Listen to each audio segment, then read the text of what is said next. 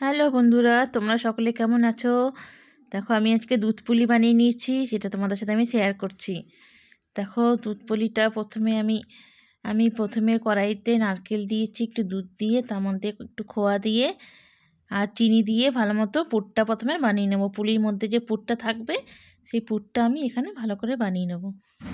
দেখো ভালো মতো যতক্ষণ না পাক হচ্ছে একটু নেড়ে যেতে হবে কন্টিনিউ। ঠিক আছে, খোয়াটা দিলে কি একটু টেস্টটা বাড়ে নারকেলের। তো খোয়া দিয়েছি, তার জন্য আমি চিনি দিয়েছি এখানে। তো ভালো মতো পাকটা যতক্ষণ না হচ্ছে কন্টিনিউ নাড়বে। তারপর দেখো যে পাকটা হওয়ার পর আমি নামিয়ে রেখেছি।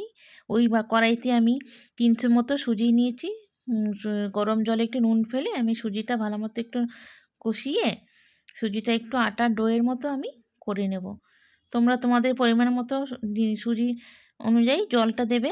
ঠিক আছে, তারপর এটা আমি সুন্দর করে কষানোর পর নামিয়ে রেখে আমি মেখে নেব সুন্দর করে। দেখো আমি সুন্দর করে মেখে নিয়েছি, আটার মতো, আটা যেমনি মাখে সেরকম আমি সুন্দর করে মেখে নিয়েছি। দিয়ে আমি এর থেকে ছোট ছোট আমি লিচি কেটে নেবো, ছোট্ট ছোট এক সাইজের সবগুলো আমি লিচি কেটে নেবো প্রথমে। মানে পুলিটা বানাবার জন্য আমি লিচি কেটে নেব। ছোট ছোট প্রথমে গোলা করে নিলে কি সব এক সাইজের হবে, পিঠেগুলো দেখতেও বেশ সুন্দর হবে। তারপর আমি এই দেখো প্রথমে একটা বাটির মতো করে তার মধ্যে একটুখানি পুর দিয়ে আমি কুলি পিঠে শেপ দিয়ে দেবো। একটু করে পুর দেবো, পুর দিয়ে ভালো মতো পুরটা একটু চিপে হাতে করে চিপে দিতে হবে। দিয়ে মুখটা সুন্দর করে বন্ধ করে দিতে হবে যাতে বেরিয়ে না যায়। দুধটা যখন ফুটবে তখন এর মধ্যে বেরিয়ে না যায়, মুখটা সুন্দর করে বন্ধ করে দিতে হবে। দেখো কত সুন্দর হয়ে গেল পুলি। এইভাবে আমি সবগুলো বানিয়ে নিয়েছি। দেখো আমি আরেকটা দেখাচ্ছি তোমাদের। বাটিটা গোল গোল লিচিগুলো এমনি বাটির মতো করে নিতে হবে, গর্ত করে অল্প একটু করে পুর দিয়ে হাতা করে একটু চেপে দেবে পুরটা। তারপর এমনি করে কুলি পিঠে শেপে দিয়ে দেবে। দিয়ে দেখো কতগুলো আমি বানিয়ে নিয়েছি। তো এইভাবে সব বানিয়ে নেবে। বানিয়ে নিয়ে আমি এদিকে 1.5 কেজি দুধ নিয়েছি। দুধটাকে আমি প্রথমে ভালো করে ফুটিয়ে একটু শুকিয়ে নিয়েছি।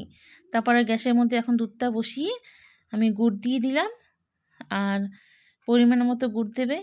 তারপর এক এক করে সব পুলিগুলো এর মধ্যে দিতে হবে।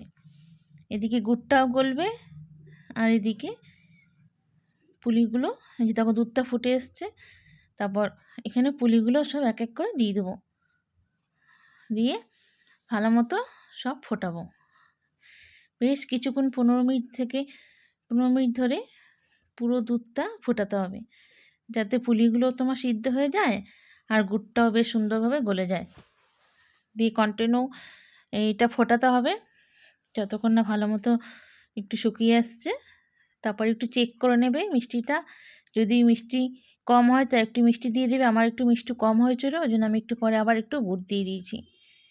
দিয়ে তোমরা এরকম পিঠে খেতে কে কে ভালোবাসো কমেন্টে জানাবে দুধ পুলি খেতে। আর পিঠেটা খেতেও খুব সুন্দর হয়েছে। তোমাদের যদি এই ভিডিওটা ভালো লাগে তোমরা অবশ্যই একটা লাইক কমেন্ট শেয়ার করে দিও, আর একটা যদি ইউটিউব থেকে দেখো একটা সাবস্ক্রাইব করে দিও। দেখো এটা এটা এখন কন্টিনিউ নেড়ে যেতে হবে। ঠিক আছে, যাতে নিচে লেগে না যায়। তারপর টকবক করে ফোটানোর পর বেশ কিছুক্ষণ ফোটানোর পর 15-20 মিনিট ফোটানোর পর এটা নামিয়ে রাখতে হবে। নামিয়ে রেখে ঠান্ডা করতে হবে। ঠান্ডা হলে তোমরা যখন দেখবে একটু থিকনেস চলে আসবে তখন তোমরা সার্ভ করো। আর এই পিঠে একটু ঠান্ডা খেতেই বেশি ভালো লাগে। তো চলো, আমি ভিডিওটা তোমাদের যদি ভালো লাগে অবশ্যই একটা লাইক কমেন্ট শেয়ার করো, আর জানিও কে কেমনি পিঠে খেতে ভালোবাসে কমেন্ট বক্সে জানিও। আর দেখো কত সুন্দর হয়েছে আর কত মোটা একটা সর পড়েছে আর কত সুন্দর দেখতে লাগছে। তোমরা বানিয়ে খেও।